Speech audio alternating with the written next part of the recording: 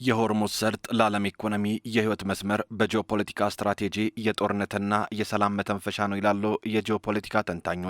ቀጠናው ለዓለም ምን ያህል ወሳኝ እንደሆነ ለመረዳት ቁጥሮችን መመልከት በራሱ በቂ ናቸው። የዓለም 20% የነዳጅ አቅርቦት የሚያልፈው በዚህ ሰርጥ በኩል ነውና፣ ነገር ግን ባለፉት 4 ወራት የዚህ ቀጠና ጉዳይ ከኢኮኖሚ ስሌትነት ባለፈ የእያንዳንዱ የሰው የዕለት ተዕለት መነጋገሪያ ሆኗል። ከሊቅ እስከ ደቂቅ ከህፃን እስከ አዋቂ የሆርሙዝ ሰርጥ ስም ሲነሳ ከቁጥር የዘለለ ስጋትና ትርጉም እንዲሰጠው አስገድዷል። ሰርጦ አንዴ በኢራን ተዘጋ፣ አንዴ ኢራን ከፈተችው፣ አሜሪካ በበኩሏ ሌላ ከበባ ጣለች በሚሉ ተለዋጭ ዜናዎች የመካከለኛው ምስራቅ ቀጠና ዛሬም ባልተቋጩ ክስተቶች መነጋገሪያ ሆኖ ቀጥሏል። በቅርቡ እንኳን ተከፈተ ተብሎ ሳምንት ሳይሞላው በስትራቴጂካዊው የሆርሙዝ ሰርጥ የባህር ላይ ትራንስፖርት በድጋሚ መስተጓጎሉ በአሁኑ ጊዜ የዓለም አቀፍ መገናኛ ብዙሃን ርዕሰ ዜና ሆኗል። ኢራን ወሳኙን የነዳጅ መተላለፊያ መዝጋቷን መግለጿን ተከትሎ በሳምንቱ መጨረሻ ቀናት የሚያልፉ መርከቦች ቁጥር በከፍተኛ ሁኔታ ማሽቆልቆሉን የባህር ላይ መረጃ ተንታኞች ገልጸዋል።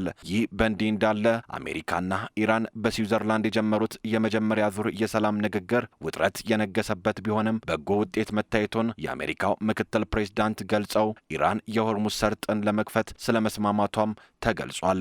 ባለፈው ሳምንት በአሜሪካ ፕሬዝዳንት ዶናልድ ትራምፕና በኢራኑ ፕሬዝዳንት መሱድ ፔዚሽኪያን መካከል የተደረሰው ባለ 14 ነጥብ የመግባቢያ ስምምነት በዓለም እጅግ ወሳኝ በሆነው የሆርሙዝ ሰርጥ ላይ የነዳጅ ጫኝ መርከቦች እንቅስቃሴ እንዲያንሰራራ አድርጎ የነበረ ቢሆንም ማገገሙ ግን ብዙም አልዘለቀም። ኢራን ቅዳሜ ዕለት እስራኤል በደቡብ ሊባኖስ የምታካሄደውን ጥቃት መቀጠሏና ዋሽንግተን የተኩስ አቁም ስምምነቱን ማስከበር አለመቻሏን በመጥቀስ ሰርጡን በድጋሚ መዝጋቷን አስታወቀች።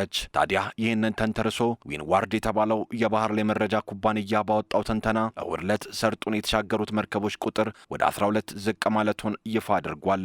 ከተሻገሩት መርከቦች መካከል 5ቱ ያሉበትን ቦታ ለመደበቅ የአውቶማቲክ መለያ ስርዓት ማስተላለፊያዎችን አጥፍተው በጨለማ እየተጓዙ መሆናቸውም ተገልጿል። ይሁን እንጂ የአሜሪካ ማዕከላዊ እዝና ሎይድስ ሊስት የተባሉ የባህር ላይ ስፔሻሊስቶች የኢራንን መግለጫ ያስተባብላሉ።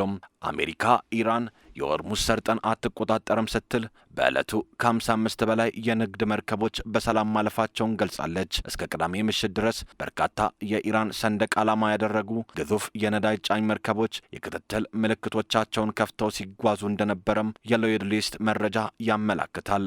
ሰርጡ ላይ የተፈጠረው አለመግባባትና ውጥረቱ እንዳለ ሆኖ በስዊዘርላንድ የተራራ መዝናኛ ስፍራ በአሜሪካና በኢራን ከፍተኛ ባለስልጣናት መካከል ወሳኝ ንግግሮች ተካሂደዋል። የአሜሪካው ምክትል ፕሬዝዳንት ጄዲ ቫንስ የተመራው ልዑክና የኢራን ተደራዳሪዎች በ60 ቀናት ውስጥ የመጨረሻ የሰላም ስምምነት ላይ ለመድረስና በሊባኖስ ያለውን ጠላትነት ለማስቆም የሚያስችል የጋራ ኮሚቴ ለመመስረት ማሻሻል አሳይተዋል። የኢራን ውጭ ጉዳይ ሚኒስትር አባስ አርጋቺ ሀገራቸው ለነዳጅ ኤክስፖርት ማዕቀብ ማቅለያ ማግኘቷንና የታገዱ ንብረቶች እንዲለቀቁ መስማማታቸውን ቢገልጹም ከፕሬዝዳንት ዶናልድ ትራምፕ በኩል ግን ጠንከር ያለ ማስጠንቀቂያ ተሰጥቷል።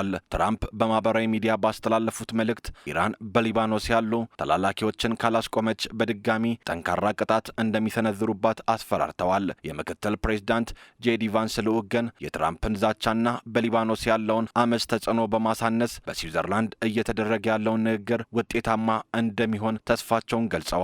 ይህ በእንዲህ እንዳለ በሆርሙዝ ሰርጥ የተነሳው ውጥረት በዓለም አቀፍ የነዳጅ ገበያ ላይ እስካሁን እየጎላ ተጽዕኖ አለማሳደሩ ተገልጿል።